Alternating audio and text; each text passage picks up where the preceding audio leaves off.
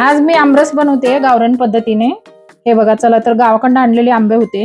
हे बघा 5 आंबे आहेत। मी 5 आंब्याला एवढं 1 वाटीभर साखर घेतलेली आहे आणि 2 इलायची घेतलेली 2-3 आणि चवीनुसार मीठ,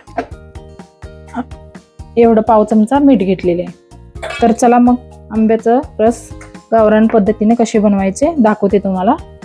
तर मी काय करते, पहिला साखर घालून घेते, का तर साखर विरघळायला वेळ लागतो, म्हणून मी आधी साखर घालून घेते आणि मग मी आंब असं सोलून हे गावरान पद्धतीचं आमरस बनवते मी। खूप चांगलं लागतं चपाती बरोबर, गरम गरम चपाती बरोबर तुम्ही म्हणजे ट्राय करू शकता। तर असं मी बनवते।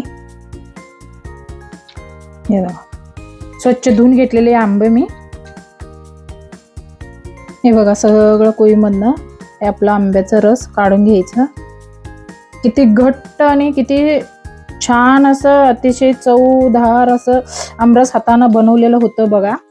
तसं मिक्सर मध्ये बनवलेला चव लागत नाही। ते मस्त गव्हाची चपात्या बरोबर, इतकं पुरणपोळी बरोबर इतकं छान लागतं।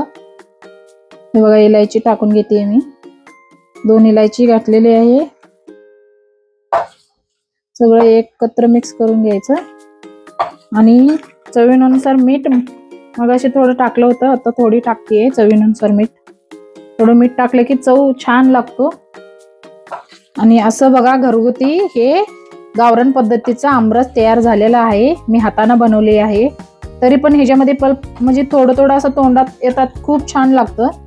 हे बघा कसं दिसतं, हे बघा खूप असं छान असं आमरस होतं। हे बघा किती छान झालेला आहे आमरस, मस्त असं आमरस झालेला आहे तयार। ह्याच्याबरोबर पुरणाची पोळी, पुरी किंवा चपाती मस्त लागतं।